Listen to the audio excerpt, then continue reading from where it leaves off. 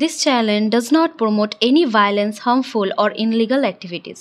All content provided by this channel is meant for an educational purpose only. সকলকে স্বাগত সংবাদ শিরোনামের পর্দায়। সঙ্গে আমি আছি শ্রেয়া। শুরু করছি আজকের বিশেষ প্রতিবেদন জেলা শিরোনাম নিয়ে। ফেসবুকে পাকিস্তান সমর্থনের অভিযোগে এক ব্যক্তিকে গ্রেফতার করলো বলগড় থানার পুলিশ। দেশবিরোধী পোস্টের জেরে এলাকায় উত্তেজনা সৃষ্টি হয়েছে। প্রতিবাদে শেরপুর রোড অবরোধ করে বিক্ষোভ দেখায় বিজেপি। পুলিশের হস্তক্ষেপে অবরোধ ওঠে। অভিযুক্তের বিরুদ্ধে মামলা রুজু করে তদন্ত শুরু করেছে ইতিমধ্যেই পুলিশ। যখন দেশে সেন্সিটিভ অবস্থা, আজকে পাকিস্তানের বিরুদ্ধে আমাদের ভারতীয় সেনারা যেভাবে লড়াই করছে, দিনের পর দিন, রাতের পর রাত, তারা যেভাবে লড়াই করছে আমাদের সুরক্ষার জন্য, ভারতবাসীর সুরক্ষার জন্য, ভারতবর্ষের মা বোনদের সুরক্ষার জন্য, আর সেখানে একটা কুলঙ্গার এই যে আজকে দেশদ্রোহী সন্ত্রাসবাদী, আজকে সেই শামশের সে কি করেছে, বলছে যে ভারতবর্ষকে নাকি ধ্বংস করবে পাকিস্তান। সালে বসতে হবে, ওর ডিএনএ গন্ডগোল আছে, ওর ডিএনএ টেস্ট করাতে হবে, পাকিস্তানি না টেস্ট করে ওর বাড়িতে ইমিডিয়েটলি ওর তদন্ত করতে হবে যে পাকিস্তানি না ইন্ডিয়ান। আগে ওটা দেখে তারপরে ওর ব্যবস্থা নিতে হবে, ওকে এখান থেকে তাড়াতে হবে, ওকে ইমিডিয়েটলি তাকে তাড়াতে হবে। ওকে বলে বলে রাখা যাবে না যে ভারতবর্ষের খাবে, ভারত মায়ের খাবে আর ভারত মায়ের বিরোধিতা করবে, সেরকম এখানে চলবে না। ভারতবর্ষে একটা কথা চলবে, ভারত মাতা কি জয়।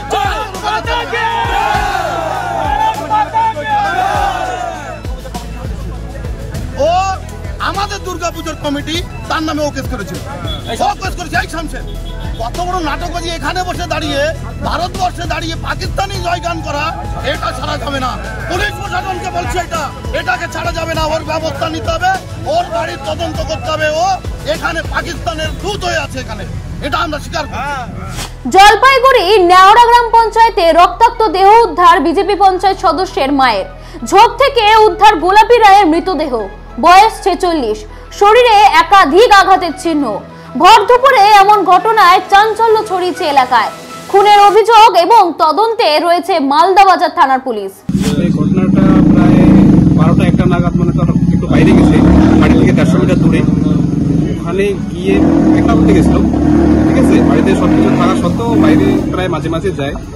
যাওয়ার সত্ত্বে ওখানে কি বলবো, ওখানে মার্ডার হয়েছে। কে করেছে বা কিভাবে করেছে, কে করেছে ওটা তো বলতে পারছি না, কে করেছে। কারো উপর সন্দেহ? না, কারো কোনো সন্দেহ নাই। দেখতে পেলেন মায়ের দেহ? এটা খোঁজাখুঁজি করতে করতে প্রায় 6টা নাগাদ পাওয়া গেছিল। কতক্ষণ ধরে মিসিং ছিলেন?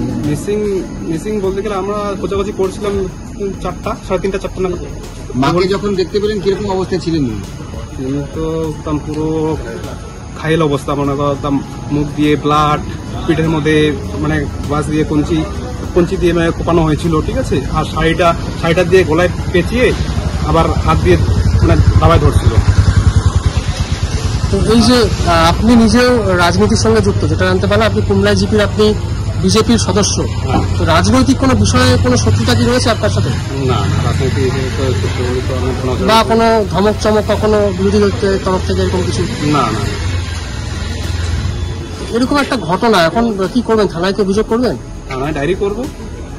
প্রশাসনকে একটা অনুরোধ করবো যে যত তাড়াতাড়ি মানে অপরাধীকে ধরার চেষ্টা করে তাড়াতাড়ি, এটাই বলবো। না হলে তো আমরা কিন্তু ছেড়ে দিয়ে কথা বলবো না। ভাবোদা বাজারে জাতীয় সড়ক থেকে 67 কেজি গাঁজা সহ গ্রেফতার 2 যুবক। শিলিগুড়ি থেকে কলকাতাগামী 4 চাকা গাড়ি থামিয়ে তল্লাশিতে উদ্ধার মাদক। ধৃতদের বাড়ি শিলিগুড়িতে। তদন্তে বেলেডাঙ্গা থানার পুলিশ। এখনো পর্যন্ত চক্রের খোঁজে তল্লাশি চালাচ্ছে তারা। আমাদের কাছে সূত্র মারফত খবর আসে যে একটি হোয়াইট কালারের হোন্ডা সিটিতে করে এরকম মাদক দ্রব্য আসছে। তো আমরা সেই তথ্য অনুযায়ী আমাদের যে এখানে যারা ট্রাফিকে কর্তব্যরত ছিল তারা গাড়িটাকে ডিটেন করে, এবং ডিটেন করার পরে আমরা এখান থেকে বেশ কিছু পরিমাণ মাদকদ্রব্য উদ্ধার করি, এবং পরে দেখতে পাই এটা গাঁজা টাইপের কিছু একটা দ্রব্য ছিল, এবং প্রায় 67 কেজির মতন ছিল এটা। এবং সেখান থেকে 2জন এমডি মনু এবং এমডি সুজন, এই 2জনকে আমরা গ্রেপ্তার করি, এবং যাদের বাড়ি শিলিগুড়ির কাছে, এবং এই গাড়িটি যাচ্ছিল কলকাতার দিকে। এবং এই সিজার এদের ডিটেন করার পরে এবং এটাকে ধরার পরে আমরা আমাদের লিগ্যাল প্রসিডিওর যেগুলো আছে কমপ্লিট করি, এবং বিডিও সাহেবের উপস্থিতিতে এবং আমাদের আইসি সাহেবের উপস্থিতিতে। এই যে গাঁজা গত সপ্তাহে ধরা দুদিন আগে ধরা পড়লেন, আজও ধরলেন, এই যে প্রতিবাদ গাঁজা ধরা পড়ছে, কী বলবেন এই যুব সমাজের দিকে কী বলবেন?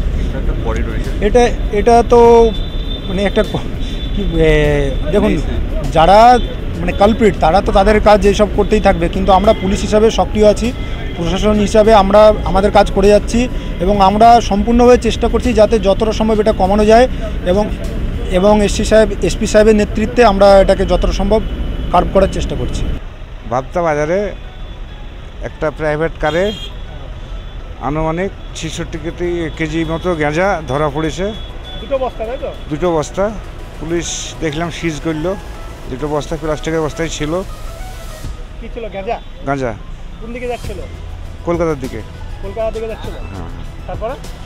তারপরে দেখলাম পুলিশ গাড়িটাকে সিজ করেছে এবং গাঁজাগুলোকে সিজ করলো। এই যে ভাবতা বাজারে গাঁজা, কি বলবেন আপনি? এটা তো বন্ধ হওয়া দরকার, ঠিক আছে? কেন যুব সমাজ ধ্বংস হয়ে যাচ্ছে এর মধ্য দিয়ে। কোথায় যাচ্ছিল বোঝা যাচ্ছিল না, তবে আনুমানিক আমার আইডিয়া কলকাতা দিকে হবে হয়তো। কলকাতা দিকে। কজন ধরা পড়েছে? দেখলাম দুজন, একটা ড্রাইভার, পিছনে একটা ছেলে বসছিল। কত কিরকম বয়স হতে পারে? বয়স একজনের কত হবে 25, আর একজনের ম্যাক্সিমাম হয়তো 30। আপনি এখানে দেখলেন? আমি দেখলাম, আমার সামনেই দেখলাম। আপনার নাম? চোখ রাখবো পরবর্তী খবরে। সোশ্যাল মিডিয়ায় পাকিস্তান জিন্দাবাদ পোস্ট ঘিরে বিতর্ক বীরভূমে। পাড়ুই এলাকার এক যুবকের বিরুদ্ধে অভিযোগ দায়ের সিউড়ি থানায়। ক্ষুব্ধ যুবকের দাবি এটি দেশ বিরোধিতার শামিল এবং পুলিশ জানিয়েছে অভিযোগ খতিয়ে দেখা হচ্ছে। এলাকায় এখন চাঞ্চল্য সৃষ্টি। মণিপুরে শহীদ সেনা জওয়ান রঞ্জিত যাদবের স্ত্রী কৌশল্যা যাদব অবশেষে চাকরির আশ্বাস পেলেন রাজ্য সরকারের কাছ থেকে। দীর্ঘদিনের অপেক্ষা ও অর্থকষ্টের পরে ব্যারাকপুরে সাংসদ ও তৃণমূলের নেতৃত্ব বাড়িতে গিয়ে আশ্বাস পান এবং সরকারি নিয়োগপত্র হাতে পাওয়ার অপেক্ষায় রয়েছে পরিবার। 2 साल हो गया, 2 साल हो गया। कहाँ पर काम करते? छत्तीसगढ़, छत्तीस ना मणिपुर, मणिपुर पार्टी से। आपको माँ है, हाँ। तो क्या महसूस हो रहा है? 2 साल हो गया। 2 साल हो गया, मैंने महसूस होता है संसार परिवार के चला गया। बहुत तकलीफ है। कोई को नौकरी नहीं है और बहू को नौकरी देने में अच्छा है। तो आगे चलते लड़का का पढ़ाई है नाती के और कमाला कोई नहीं है। और ममता दीदी दे कर नौकरी का अच्छा है, आगे बढ़े, कोई तो मदद नहीं कर रहा है। इसके पास ये आवेदन रख रहे हैं नौकरी के लिए? नौकरी के लिए किसके साथ बात किया? दीदी ममता दीदी के साथ बात कर रहे हैं। कौन साल में काम नौकरी मिला था? 2008 कब किया? 6 जून 2023। हाँ, 6 जून 2023 में। तो आप क्या मांग रहे हैं? क्या मांग है?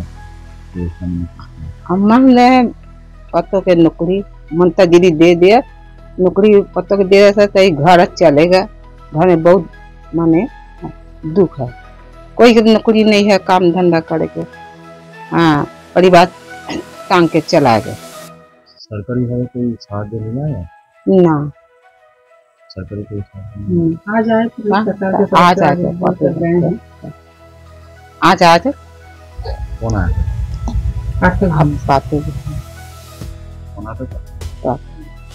বাংলাদেশি নাগরিক আশরাফুল আলমকে উদ্দেশ্যহীনভাবে ঘোরাঘুরি করতে দেখা যায় বলেই অভিযোগ। বাগডোগরা থেকে গ্রেফতার করলো সেরাও পুলিশ। রংপুর জেলার বাসিন্দা আশরাফুল চোরাপথে ভারতে ঢুকেছেন বলে জেরায় স্বীকার করেছেন। সীমান্ত সুরক্ষা নিয়ে উদ্বিগ্ন এখন এলাকাবাসী। মাত্র 5 বছরে 2টি কিডনি প্রায় বিকল বিপ্রজিতের। চিকিৎসার খরচ 55 লক্ষ টাকা, যা জোগাড় সম্পূর্ণ অসহায় সিভিক ভলেন্টিয়ার বাবার পরিবার। শান্তিপুরে বিশ্বজিৎ বিশ্বাসের একমাত্র সন্তানের জীবন রক্ষায় সমাজের কাছে সাহায্যের আবেদন জানিয়েছে পরিবার। এলাকায় চরম উদ্বেগ ও সহানুভূতির সাড়া পেয়েছে।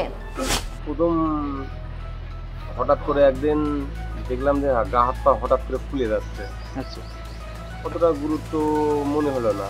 এবার আমাদের যেরকম হয় আর কি, প্রাথমিক যেসব ডাক্তারটা থাকে, ডাক্তারের কাছে নিয়ে গেলাম। ডাক্তার বললো কি যে কন্ডিশন খুব খারাপ আছে, মনে হচ্ছে কিডনিগুলো এফেক্ট করছে। আচ্ছা, তো তারপরে বাড়ি নিয়ে আসলাম। বাড়ি নিয়ে এসে দেখি ওখান থেকে ওষুধ টষুধ দিল প্রাথমিকের জন্য। তারপর আমরা মনোরমায় নিয়ে গেলাম। মনোরমায় রিপোর্ট করে দেখতে পারলাম যে ক্রিয়েটিন বেড়ে গেছে, কিডনির সমস্যা হয়ে যায়। এতদিন ট্রিটমেন্ট করছিলাম, বলছিল ট্রিটমেন্টেই ঠিক হয়ে যাবে, ট্রিটমেন্টেই ঠিক হয়ে যাবে। আমি তো অনেক জায়গায় গিয়েছি, সেটা তো মা বললোই। আমি অনেক জায়গায় কোথায় কোথায় গেছেন? প্রথম মণিপাল গিয়েছি, ব্যাঙ্গালোর। তারপরে আমাদের রোগের নামটা কিছু বলেছে? হ্যাঁ, নিউরোলজি, কিডনির রোগ। আচ্ছা, কিডনি রোগ।